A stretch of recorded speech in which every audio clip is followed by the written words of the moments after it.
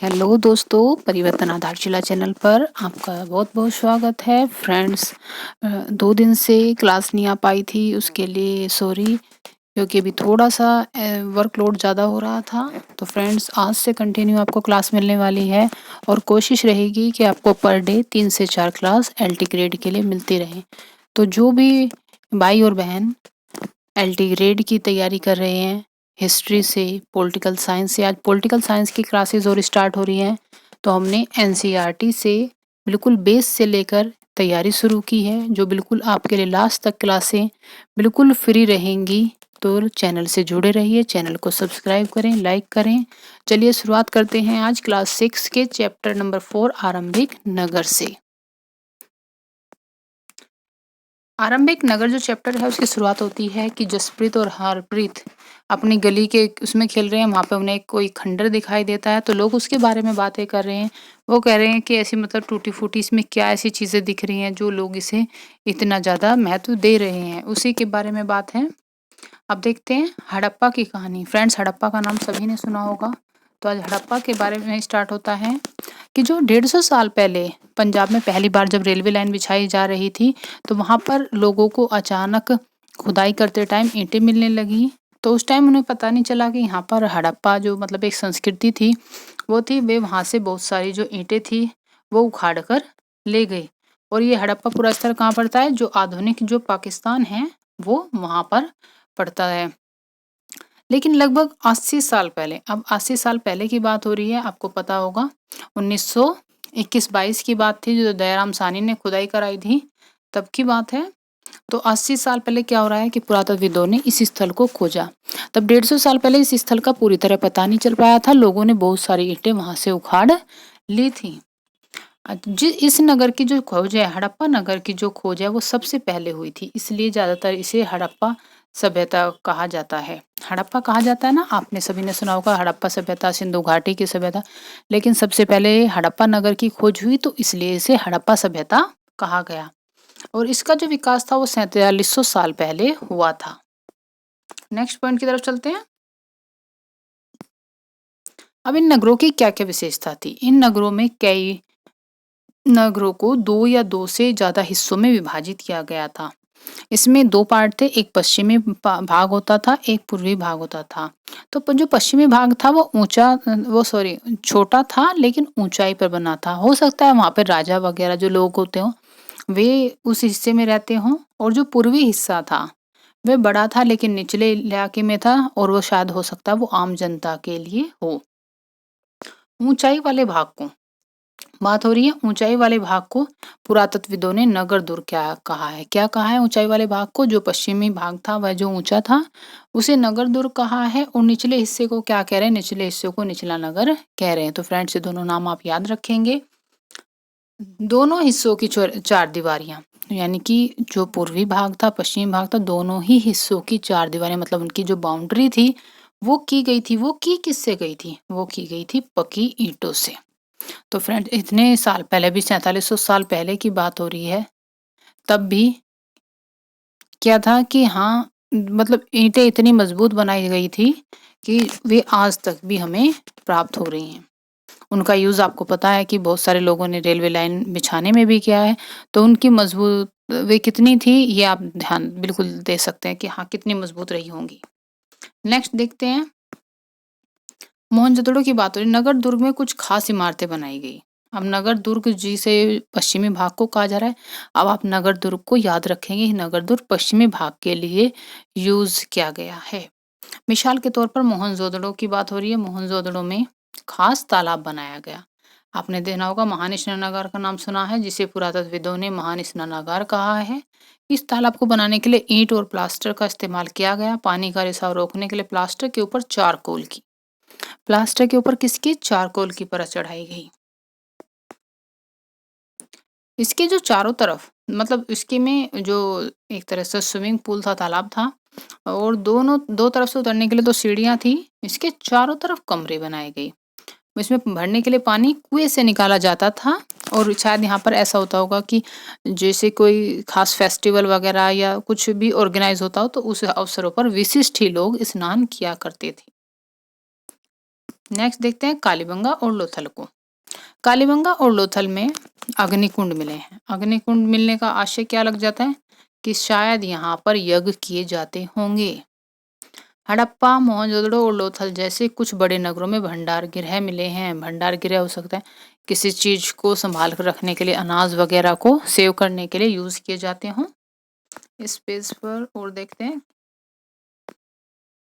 अच्छा, ये कुछ इस एरिया के बारे में बात की गई है कि यहाँ पर कौन कौन से नगर जो हैं, उपमहाद्वीप के जो आरंभिक नगर हैं वो कौन कौन से हड़प्पा के प्रारंभिक जो नगर हैं वो कहाँ पर मिले हैं। ये सिंधु नदी के किनारे राखीगढ़ी, कालीबंगा, गवेरीवाला आप देख पा रहे हैं। मोहनजोदड़ो, सुतका को, चन्हूदड़ो, धोलावीरा, सुतकोट, दा, लोथल, ये सारे आप देख पा रहे हैं। ये हमारे जो भारतीय उपमहाद्वीप है उसके पश्चिमी साइड में मिल रहे हैं। तो यही यहाँ पे बताया गया है ऊपर कि ये नगर आधुनिक पाकिस्तान के पंजाब, सिंध प्रांतों, भारत के गुजरात, राजस्थान, हरियाणा और पंजाब प्रांतों से मिले हैं। इन सभी स्थलों से पुरातत्वविदों को अनोखी वस्तुएं मिली हैं, जैसे मिट्टी के लाल बर्तन जिन पर काले रंग के चित्र बने हैं, पत्थर के बाट, मोहरे, मनके, तांबे के उपकरण और पत्थर के लंबे ब्लेड आदि। नेक्स्ट पॉइंट की तरफ चलते हैं।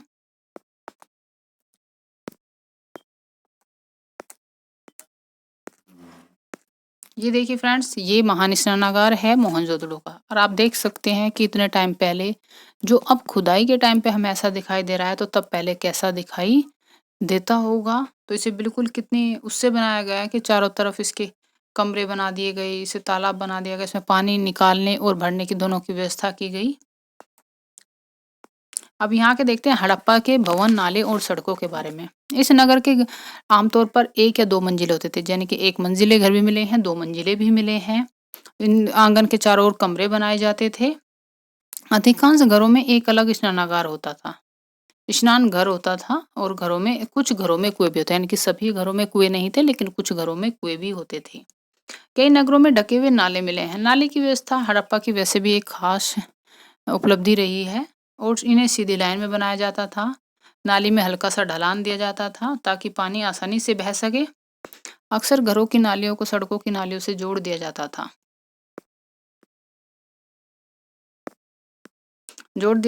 जो बाद में बड़े नालों में मिल जाती थी, और इनमें सफाई करने के लिए मेन होल भी बनाए गए थे। तो फ्रेंड्स देखना, इतने टाइम पहले इतनी सुविधा से तो इन्होंने नालियों को डिजाइन किया था ताकि कोई भी इन्हें प्रॉब्लम ना हो।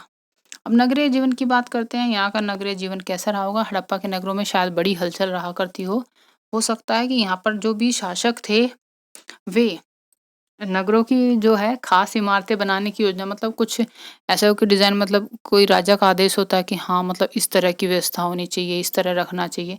तो शायद वो भी यहाँ के शासक थे, वो ये काम करते हों। और यह भी संभव है कि ये शासक लोगों को भेजकर दूर दूर से धातु, बहुमूल्य पत्थर और अन्य उपयोगी चीजें मंगवाते हों। इस नगरों में लिपिक होने की बात भी कही गई है। लिपिक क्या है? लिपिक शायद जो मोहरों पर, क्योंकि लिखा लिपि मिली है लिखी हुई, वो शायद मोहरों पर तो लिखते ही थे, और हो सकता है कुछ अन्य चीजों पर भी लिखते हों, जो मिली ना हो, बच गई, नहीं पाई, नष्ट हो गई। अब शिल्पकार की बात करते हैं। शिल्पकार जो होता है एक तरह से आर्किटेक्चर जिसे हम बोलते हैं, कि शिल्पकार स्त्री पुरुष भी रहते थे अपने घरों या किसी उद्योग स्थल पर, तरह तरह की चीजें बनाते थे। लोग लंबी यात्राएं करते थे, वहां से उपयोगी वस्तुएं लाते थे, और मतलब दूर देशों के किस्से कहानियों के भी नमूने यहाँ पे मिलते हैं। मिट्टी से बने कई खिलौने भी मिले हैं। नेक्स्ट देखते हैं। अब फ्रेंड्स थोड़ा सा ये देखते हैं, जो जो इमेज इसमें दी गई है उन्हें डिस्क्राइब किया गया है। सबसे ऊपर बात की जा रही है मोहनजोदड़ो के एक सड़क, उसमें बना नाला। मोहनजोदड़ो के एक सड़क, उसमें बना नाले को देखते हैं। तो फ्रेंड्स ये था कि यहाँ पे पहले सड़क थी और उसी में नाला बनाया गया था, ये आप देख पा रहे होंगे। अब सेकंड में बाएं और नीचे हड़प्पा की एक मोहर दी गई है। ये देखिए फ्रेंड्स, हड़प्पा की एक मोहर है, उस पर कुछ लिखा गया है, हालांकि जो वो लिपि है वो पढ़ी नहीं गई है अभी तक। और इस पे किसी जानवर का, एक तरह से जिसे वृषभ बोलते हैं, बैल, उसकी आकृति भी बनाई गई है।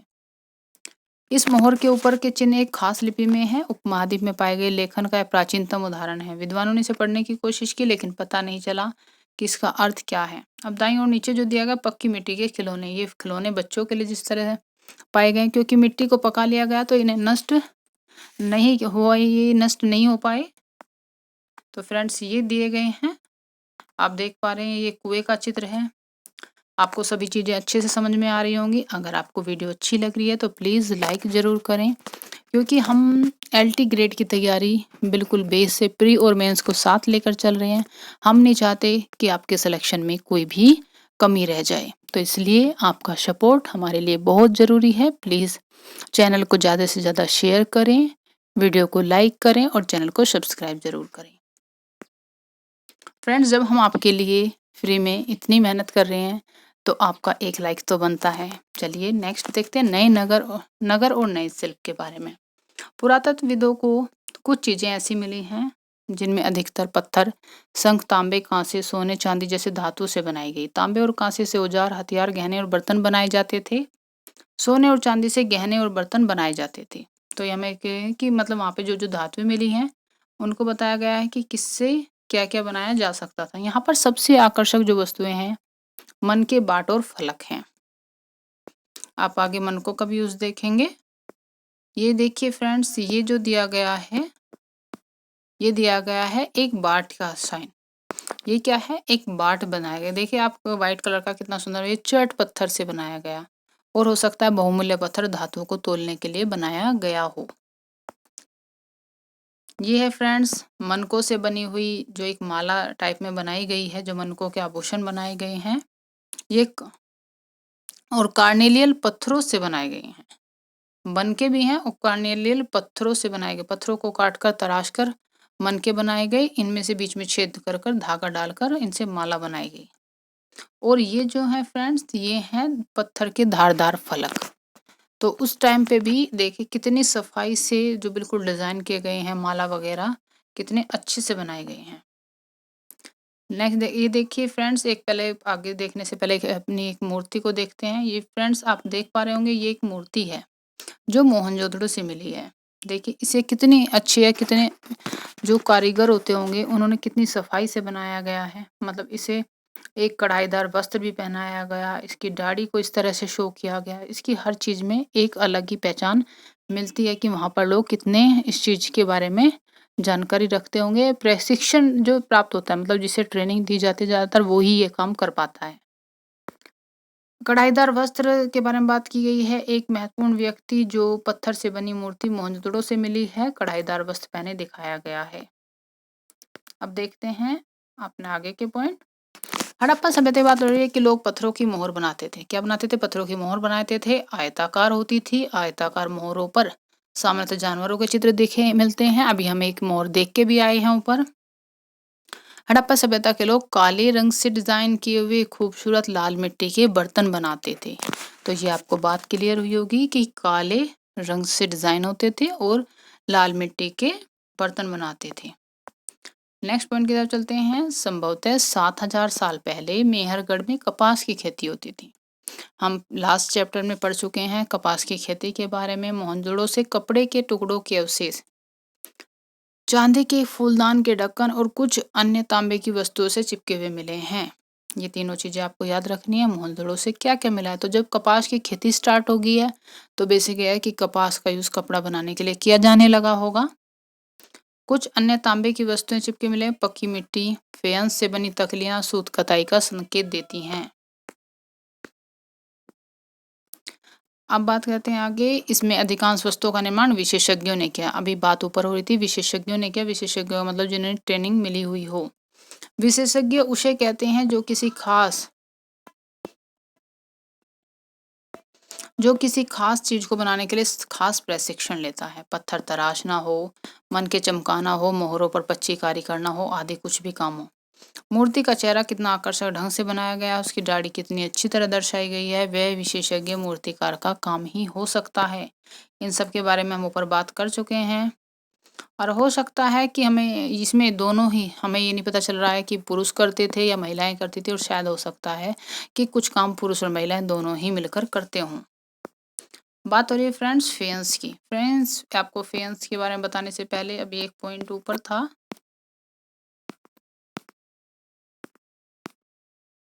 फेयंस के बारे में कुछ दिया गया था, वो निकल गया शायद ऐसे।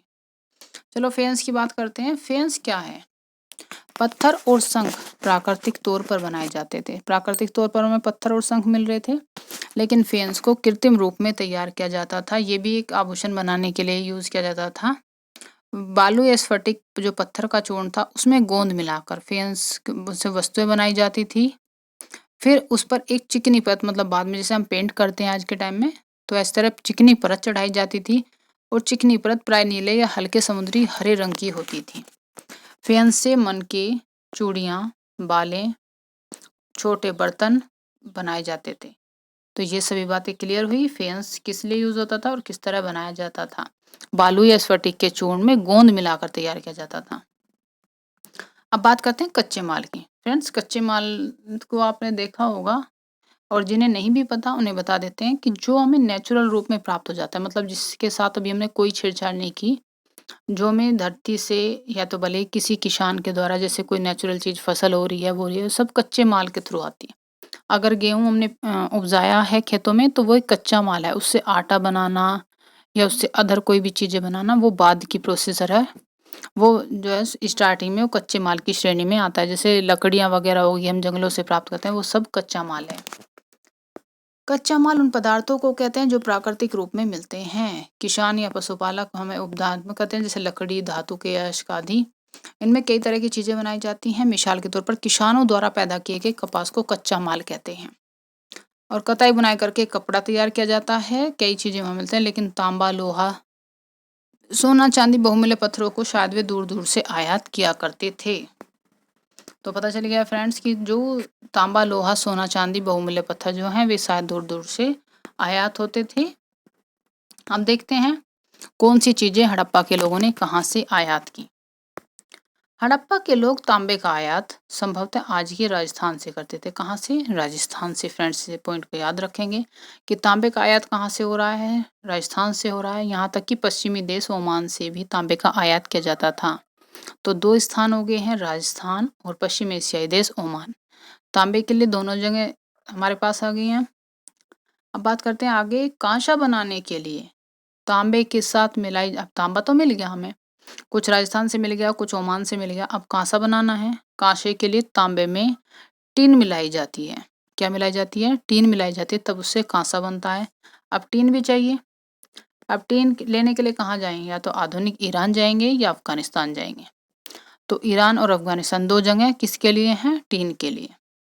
सोने का आयात आधुनिक कर्नाटक से आज भी होता है। कर्नाटक में कोलार के खान हम पहले से ही पढ़ते आए हैं, सोने के लिए फेमस है। और तब से लेके देखिए आज तक भी कर्नाटक सोने में आगे ही रहा है। अब बहुमूल्य पत्थर की बात करें, उसमें गुजरात, ईरान, अफगानिस्तान से किया जाता होगा। नेक्स्ट जंग चलते हैं। ये फ्रेंड्स कुछ टॉयज टाइप में दिया गया, चीज़ों को एक जगह दूसरी देने के लिए। ये खिलौना है, मतलब ये पूछ रहे हैं कि अगर आपको आज एक जगह से दूसरी जगह चीज़ें ले जानी हो तो आप कैसे ले जाते हो और पहले आप कैसे ले जाते थे। नेक्स्ट देखते हैं नेक्स्ट पॉइंट की तरफ। नगरों में रहने वालों के लिए भोजन। लोग नगरों के अलावा गांव में रहते हैं। हड़प्पा सभ्यता हम जानते हैं, हड़प्पा सभ्यता के लोग एक नगरीय सभ्यता थी, लेकिन लोग गांव में भी रहते होंगे क्योंकि कच्चे माल की प्राप्ति हमें गांव से ही होती है। वे अनाज उगाते थे, जानवर पालते थे। किसान और चरवाहे ही शहरों में रहने वाले शासकों, लेखकों और दस्तकारों को खाने के सामान देते थे। पौधों के अवशेषों से पता चलता है कि हड़प्पा के लोग गेहूं, जौ, दाल, मटर, धान, तिल, सरसों, ये याद रखेंगे फसलें। कौन कौन सी फसलें? गेहूं, जौ, दालें, मटर, धान, तिल, सरसों। अगर 3-4 बार इन्हें रिपीट कर दें तो ये नेचुरली ही आपको याद हो जाएंगी। गेहूं, जौ, दालें, मटर, धान, तिल, सरसों। तो इन चीज़ों को की खेती करते थे। जमीन की जुताई के लिए हल का प्रयोग करते थे। हड़प्पा काल के जो हल हैं वो तो नहीं बच पाए, लेकिन हल के आकार के खिलौने मिले हैं। उनसे अंदाजा लगता है कि शायद ये हल का यूज करते होंगे। इस क्षेत्र में बारिश कम दिखाई गई है। सिंचाई के लिए लोगों ने कुछ तरीके अपनाए गए। पानी का शायद हो सकता है कि संचय किया हो पानी, और बारिश पड़ने पर ही शायद फसलों की सिंचाई की जाती हो। और हड़प्पा के लोग गाय, भैंस, भेड़, बकरी पालते थे। ये चाहे तालाब और इनके आसपास जो है बस्ती, उन्हीं बस्ती मतलब जो पुराने टाइम की जो पहले बस्तियां थी वे ज़्यादातर नदियों के किनारे बसाते थे। आप देख पा रहे होंगे जो हड़प्पा सभ्यता का भी पीछे हमने मानचित्र देखा था, वो सभी शायद सिंधु की सहायक नदियों से लेकर गुजरात, लोथल जो भी एरिया आ रहा है, वो समुद्र तट के किनारे के एरिया के पास ज़्यादा है। उधर साइड नदियाँ वगैरह ज़्यादा होती हैं, तो शायद वहाँ उन्हें पानी की प्रॉब्लम ना होती हो। अब नेक्स्ट देखते हैं, वे बेर जैसे फलों को इकट्ठा करते थे, मछलियाँ पकड़ते थे, हिरन जैसे जानवरों का शिकार भी करते थे। अब बात करते हैं गुजरात में हड़प्पाकालीन नगर का सूक्ष्म निरीक्षण। कच्छ के इलाके में खादिर बैत के किनारे धोलावीरा, आपने सुना होगा धोलावीरा का नाम, नगर बसा है। कच्छ के इलाके में है ये, खादिर बैत के किनारे। वहाँ साफ पानी मिलता था, जमीन भी उपजाऊ थी। हड़प्पा सभ्यता के कई नगर दो भागों में विभक्त है। हम देख के ऊपर आए हैं, नगर दो और निचला नगर, या पश्चिमी भाग या पूर्वी भाग बोल लो उसे, उसके नाम डिवाइड किए गए हैं। वहीं धोलावीरा नगर को 3 भागों में, तो ये एक अपने आप में स्पेशल है कि 3 भागों में बटा है सब। जहाँ सभी नगर 2 भागों में विभाजित थे, ये इसका विभाजन 3 भागों में हुआ है। इसके हर हिस्से के चारों ओर पत्थर की ऊंची-ऊंची दीवार। आप देखिए, जहाँ भी आपको पहले भी 4 दीवारी के वो मिले हैं, और इसके तीनों ही एरियो को पत्थर की ऊंची-ऊंची दीवार से बाउंड्री किया गया। अंदर जाने के लिए बड़े-बड़े प्रवेश द्वार थे, मतलब गेट भी एंट्री के लिए गेट हो गए हैं। नगर में खुला मैदान, आप खुला मैदान बोल लो, इसे जो स्टेडियम है उसे भी नाम से जाना गया है, और शायद यहाँ सार्वजनिक कार्यक्रम आयोजित किए जाते होंगे। यहाँ मिले कुछ अवशेषों में हड़प्पा लिपि के बड़े-बड़े अक्षरों को पत्थरों में खुदा गया है। तो फ्रेंड्स, ये बात काफ़ी नोट करने लिए है, याद रखने के लिए, कि यहाँ पर हड़प्पा लिपि के, हम हड़प्पा लिपि देखते आ रहे हैं, मोहरों पे लिखा मिला गया है कि हड़प्पा लिपि के बड़े-बड़े अक्षरों को पत्थरों में खोदा गया है। अब आप एक चीज़ को अब तक मोहरों पे लिखते थे, अब आप पत्थरों में खुदा पा रहे हैं, तो वो एक क्या बन जाता है, पत्थरों में खोदने के बाद एक अभिलेख की तरह हो जाता है। इन अभिलेखों को संभवतः लकड़ी में जड़ा गया, फिर पत्थर में मतलब खुदाई करके फिर लकड़ी में जड़ा गया है। यह एक अनोखा अवशेष है, क्योंकि आमतौर पर हड़प्पा के लिए एक मोहर जैसी छोटी वस्तुओं पर पाए जाते थे। तो ये कहाँ से मिला है, ये धोलावीरा से मिला है। अब गुजरात में खंभात की खाड़ी में मिलने वाली साबरमती की एक नदी के किनारे बसा लोथल नगर ऐसा स्थान बसा है जहाँ कीमती पत्थर, लोथल की बात हो रही है, लोथल का नाम सुना होगा, एक बंदरगाह था जहाँ कीमती पत्थर जैसा कच्चा माल आसानी से मिल जाता था। यह पत्थरों, शंख और धातु से बनी चीजों का एक महत्वपूर्ण केंद्र था। एक तरह से जो लोथल था वो एक इंडस्ट्रियल एरिया की तरह था। यहाँ पे व्यापार भी हो रहा है, यहाँ पे चीजें बनाई भी जा रही हैं, उद्योग धंधे भी काफी हैं। तो ये एक इंडस्ट्रियल एरिया था कुछ। इस नगर में एक बड़ा भंडार गृह है। भंडार गृह की बात हो रही है, भंडार गृह भी मिला है। भंडार गृह से कई मोहरे, मुद्रांकन, मोहरबंदी। मोहरबंदी किसे कहते हैं, गीली मिट्टी पर दबाने से कोई एक तरह से प्रिंट कर दिया जाता था। अगर वो टूटा हुआ मिल रहा है तो मतलब किसी ने सामान को खोला है, अदरवाइज वो बिल्कुल ठीक है तो सामान सेफ आया है। अब व्यापार करेंगे तो व्यापार की कुछ सुरक्षा भी करनी होती है, तो ये इसीलिए यूज किया जाता होगा। अब लोथल के बंदरगाह की बात हो रही है कि लोथल का बंदरगाह, यह आप देख पा रहे हैं कि बड़ा तालाब लोथल का बंदरगाह रहा होगा यहाँ पे, और यहाँ पर संभवतः सामान उतारा और चढ़ाया जाता होगा। नेक्स्ट पॉइंट की तरफ चलते हैं। यहाँ पर एक इमारत मिली है, लोथल की बात हो रही है। संभवतः मनके बनाने का काम होता था। पत्थर के टुकड़े, अध बने मनके बनाने वाले उपकरण, तैयार मनके भी यहाँ मिले हैं। मुद्रांकन या मोहरबंदी हम अभी देख चुके हैं कि गीली मिट्टी को पोतकर उस पर मोहर लगा दी जाती थी। मोहर की छाप को मोहरबंदी कहते हैं। छाप टूटी हुई नहीं है तो साबित हो जाता था कि सामान के साथ छेड़छाड़ नहीं हुई है।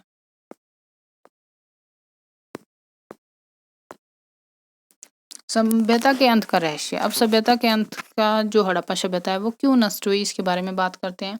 कि लगभग 3900 साल पहले क्या होता है कि एक बड़ा बदलाव देखने को मिल रहा है। लोगों ने नगरों में रहना छोड़ दिया, लेखन, मोहर, बाटों का प्रयोग हो गया।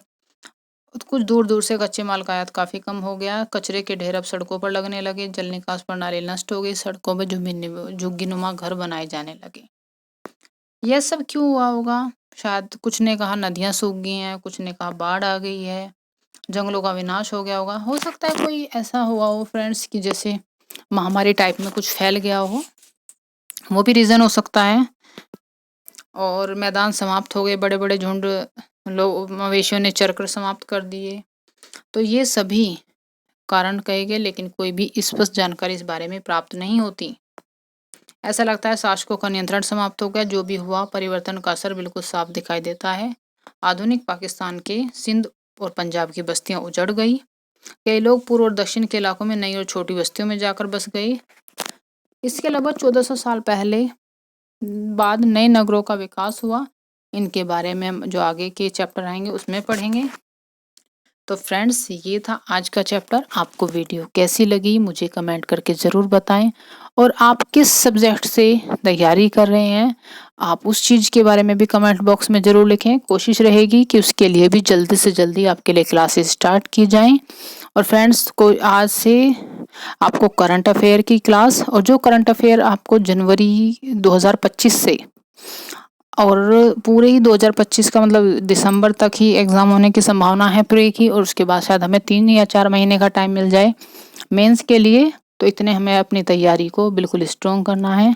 और मेरा मकसद ये है कि हम प्री और मेंस दोनों को ही कंप्लीट कर लें। उसके बाद सिर्फ हम अपने आगे के स्ट्रेटजी पर ध्यान देंगे। और मिलते हैं अब नेक्स्ट वीडियो में। आपकी क्या राय है मुझे कमेंट करके ज़रूर बताएं।